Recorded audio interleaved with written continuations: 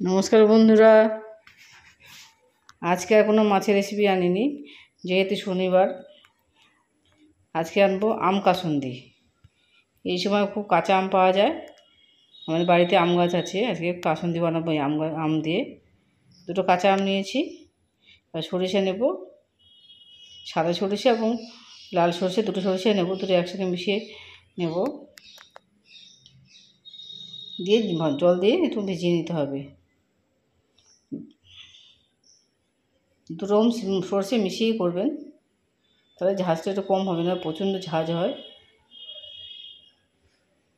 পরিষ্কার করে নোংরা থাকতে পারে, ধুয়ে নেবেন, ধুয়ে জলটা ফেলে দিয়ে আবার কিছুটা জল দিয়ে রেখে দেবেন, একটু ফুলে ফুলে যাবে। আমগুলোকে আমি এরকম পাতলা পাতলা করে স্লাইস করে কেটে নিয়েছি, কাঁচা আম। এবার আমি ওই কাঁচা আমগুলোকে আমি পেস্ট বানিয়ে নেব। প্রথমে আম নিচ্ছি, আমটাকে সামান্য পরিমাণ জল দিয়ে একটু পেস্ট করব। কিছুটা ধনেপাতা দিলাম, ধনেপাতা অপশনাল, না দিলেও চলবে। অল্প কিছু রসুন দিয়ে দিলাম, এর সঙ্গে লঙ্কা দেবেন, কাঁচা পাকা লঙ্কা দিয়ে দিচ্ছি। আমার এই রেসিপিটা ফলো করুন, দেখুন কাসুন্দি পুরো পারফেক্ট হবে। এর মধ্যে আমি কিছুটা সরষেও দিয়ে দিলাম। যেহেতু আমি ছোটো বাটি নিয়েছি, তাই দুবারে আমি করব। প্রথম পেস্টটা আমার হয়ে গেছে, আর সেকেন্ড বার আমি যেহেতু সরষেটা বাকি ছিল, বাদ বাকি সরষেটা আমি দিয়ে দিচ্ছি।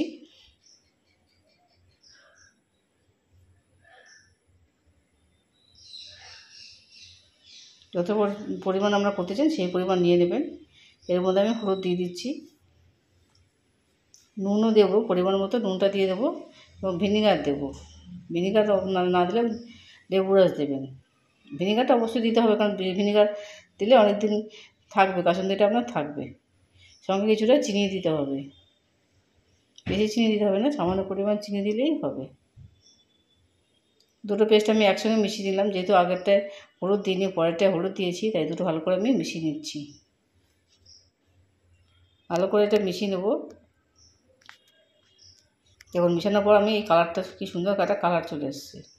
কিন্তু এইভাবে আমার কাসুন্দিটা করছি না, আর একটুখানি করতে হবে। কড়ার মধ্যে একটু গরম জল করতে হবে, বেশি নয়, সামান্য পরিমাণ গরম জল করতে হবে। গরম জলের মধ্যে এই কাঁচা আমের এই জিনিসটাকে দিয়ে দেবো। যেহেতু কাঁচা আম, কাঁচা সরষে, সেহেতু এটাকে দিতে হবে, কড়ার মধ্যে দিয়ে দিতে হবে। দিয়ে একটু ভালো করে নাড়তে হবে। যেহেতু ফুটে উঠবে, ওর মধ্যে লেবু রসটা দিয়ে দেবো। লেবু রসটা কিন্তু অবশ্যই দেবেন। ফুটে বেশিক্ষণ ফোটাতে হবে না, সামান্য পরিমাণ ফোটালেই হয়ে যাবে। এর মধ্যে আমি সর্ষের তেল দেবো। সর্ষের তেলটা কিন্তু বেশি পরিমাণে লাগবে। দিয়ে আবারও ভালোক্ষণ নাড়িয়ে দিচ্ছি। দিয়ে পেস্টটাকে ভালো করে মিশাতে দিতে হবে, যাতে সর্ষের তেলটা কাসুন্দির মধ্যে ভালো মতো মিশিয়ে যায়। এই সময় গ্যাসের আঁচটাকে কমিয়ে নেবেন, বেশি ফোটানোর দরকার নেই, ভালো মতো মিশে গেলেই আমার কাসুন্দিটা হয়ে যাবে।